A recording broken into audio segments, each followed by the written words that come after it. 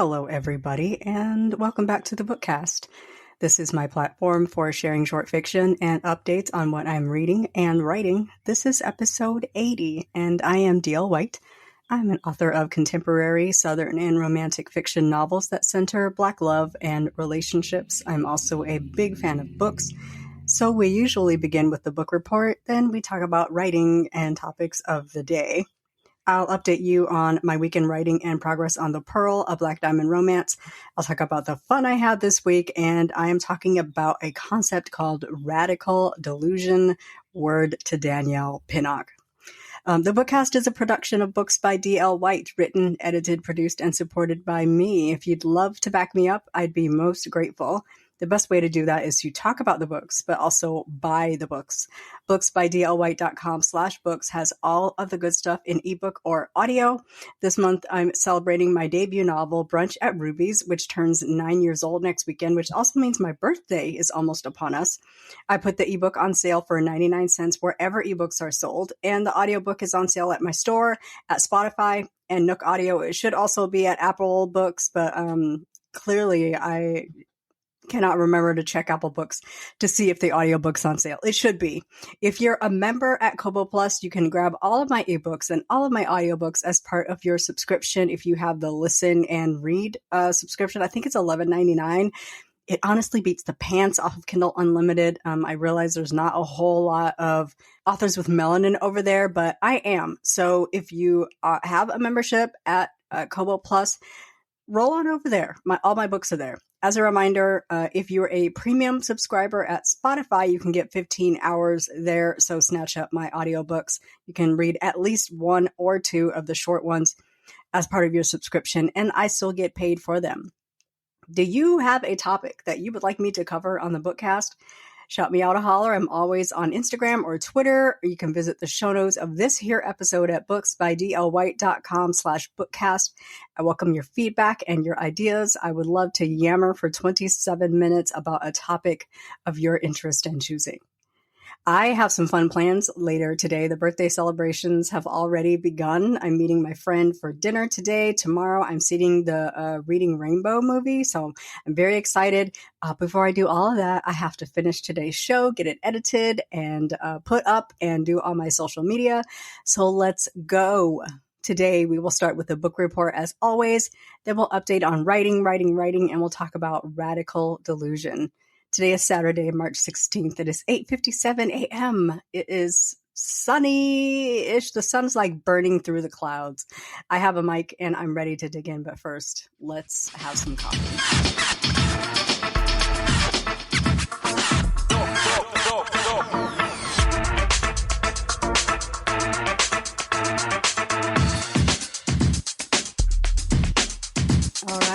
We are back on the Bustelo this week. It is piping hot and delicious. I can't wait to finish that cup of coffee.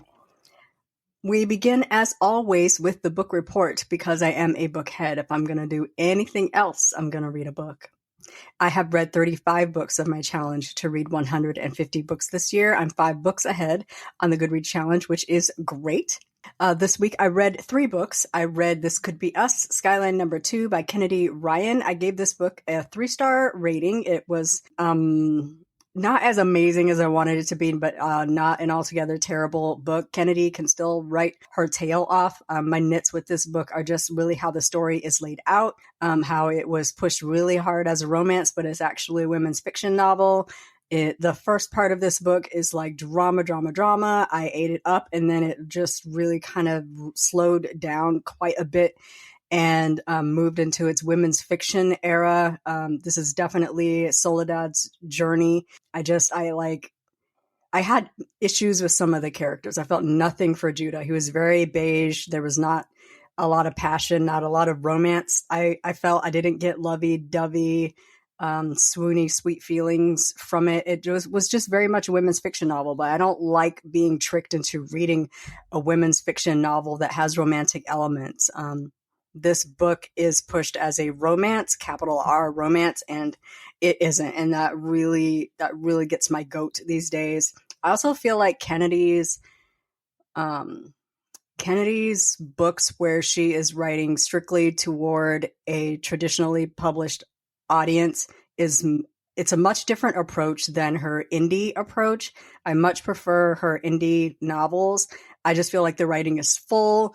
She is writing to a particular audience and not trying to bring in a wide swath of readers. Something that Tayari Jones said and has been saying is if you take care of your audience, they will take care of you. Her core audience, I feel like, is Black women. She says she writes for Black women and she aims for Black women. I just feel like her approach is so much different now that she's writing to a traditional audience. To me, Real is an indie novel that's blackety black, black, black. There's no doubt in that novel. And even though she just recently sold that novel, initially an indie production, and the feel of that novel, because it's for a Black woman indie audience, is so much different than Before I Let Go. And this could be us. Those are just my nits. Did get through it. Kennedy can still write her tail off. And, you know, if Kennedy publishes a book, it's going to do well. I also listened to Hotel King, California Suits #1 by Claire Marty. I read this strictly for inspiration for workplace romance. It was, you know, it did what it was supposed to do. I didn't rate it because I wasn't reading it for like, you know, it wasn't a ARC read or anything. So I don't rate books if I'm not obligated to. So I also read Pulling Doubles, this is Wright Brothers #2 by Christina C. Jones, strictly because it's a workplace romance. And I'm really getting in that bag right now while I try to settle into this trope that I'm writing. I need to get ideas from other authors. So this week, I still have American Daughters by Maurice Carlos Ruffin on my reading list. I think I'm going to try to get that in. I'm traveling this week, so I'm going to try to get that in maybe during my travels. I don't want it to mess with the romances that I'm writing. It is a completely different genre. Like I can write romance and then read a thriller because it's on the opposite spectrum and I kind of treat it like dessert. But for some reason, like a literary fiction novel or a historical fiction novel just kind of messes with me. I want to give it my full attention. So I think I'm going to like break from like writing and my regular schedule while I'm traveling and try to get in the American Daughters. I'm also going to be reading Watch Where They Hide. I'm going to be listening to Watch Where They Hide by Tamron Hall. This is a crime fiction novel, and I'm excited about getting into that. And then I'm going to listen to Strictly Professional and Unfinished Business, which is a duology by Christina C. Jones. This is also another workplace romance. So I'm just trying to be in that bag. I'll talk a little bit about that in the writing update, reading books in the genre I'm trying to write. I didn't put down anything this week. I'm so proud of me. I had a pretty slow reading week and I read very intentionally, so I didn't put anything down. But I did have a very fun week. And if you'll indulge me for a few moments, I would like to talk about my week in fandom. My week was a little slow in the reading and the writing because I was busy paying attention to those 5 men that I so enjoy. It was a big week for NSYNC fans. The group reunited at a one-night-only show at the Wiltern in Los Angeles. Several fandom orgs got in and they were able to live stream the show for the fans at home. So I was up until around 3 a.m. Wednesday night, early Thursday morning, watching NSYNC on stage together for the first time since 2013. This is so meaningful to the fans because we last saw these men on a stage in maybe 2002 at the Grammys. In 2002, they got together in 2013 for Justin's MTV Video Vanguard Award. And that was like a really short, literally a 57-second performance. This week we got 10 minutes with those men on stage. They did a little medley of their older hits and they sang their new song Paradise, which is gorgeous, gorgeous, gorgeous. It's very reminiscent of the old NSYNC harmonies, but it's also the grown man sound that I was looking for after their Celebrity album, which came out in 2002. Their biggest album ever, No Strings Attached, has an anniversary coming up on the 21st. We call that NSA Day. So I might write a little something to celebrate. I don't know yet. I have 0 ideas and it's hard for me to jump from one thing to another. But if I get an idea, I'll jump on it and we post it for NSA Day. We're actually entering what I call NSYNC High Holy Days. We have album anniversaries, song debut anniversaries. Then it's going to be May Day is April 29th or April 30th. Sorry, 30 days. Yeah. I have to go through that song to know which months have 30 and 31 days. 30 days has September, April, June, and November. All the rest have 31 except February. It's 28. I have to go through that song every time I try to remember if a month has 30 or 31 days in it. So it's going to be May Day. It's April 30th. And then May 4th is Lance's birthday. And of course, Lance is my favorite guy. It's going to be a fun time for fandom. I'm really, really looking forward to it. Spring is a great time to be an NSYNC fan. All right. Thank you for indulging me. You all know I'm a big NSYNC fan. And this week was just so exciting and very, very special to the fandom. Paradise was a love song to the fandom, to the NSYNC fans. And we heard it, signed, sealed, delivered, received, got it. Thank you. We love you back. Writing update. Last week's word count was 36K going into my writing retreat. My goal was just to get over 40K. Cool if I hit 50. I just wanted to get over 40K. And I did hit that number. Today I'm at 43,950 words. My characters are still falling for each other. This is definitely a slow burn romance. I've taken a thing that Davis likes and he's inviting Kari to join in. And I'm using that to kickstart the lovey-dovey feelings. I'm really, really trying to force it. This is also something that's going to come around again when it's time for Davis to do his grand gesture, his I really, really care about you, please love me, please believe in us kind of moment. So I'm happy with how that's playing out. Of course, I have concern with the pacing, about how far I am into this book with no romantic action. I did message my editor this week. I said, I'm going to have to force something because while there's a lot of long glances and a lot of internal struggling with each other because it is a workplace romance, I'm concerned with how far I am in the book and nothing's happening. My readers are going to riot if there is not some sex coming up.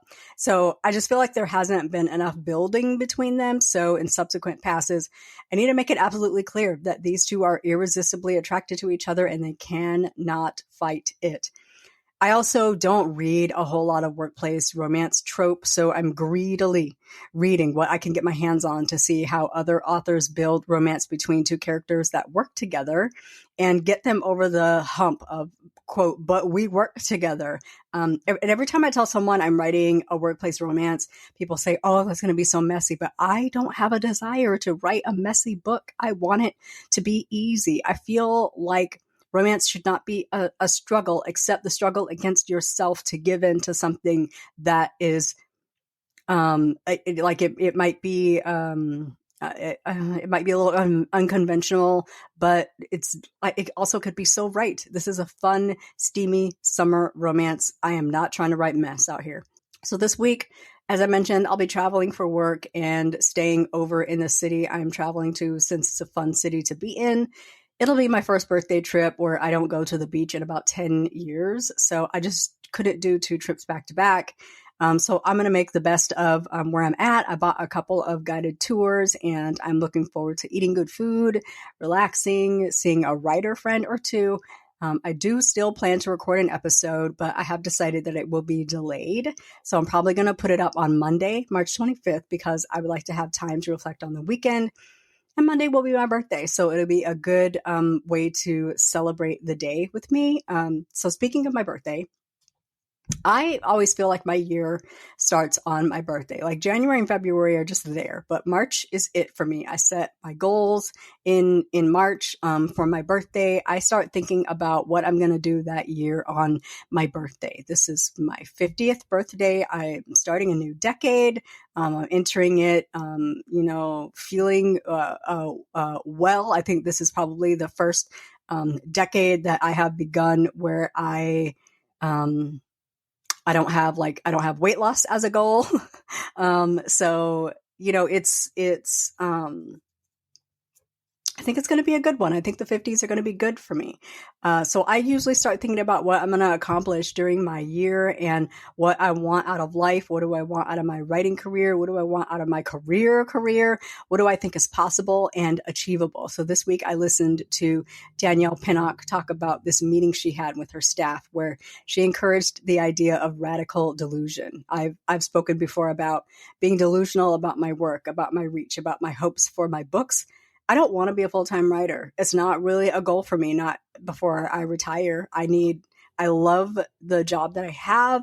I love the company that I work for. I love a full-time paycheck. I love complete medical coverage. I love a 401k and a pension.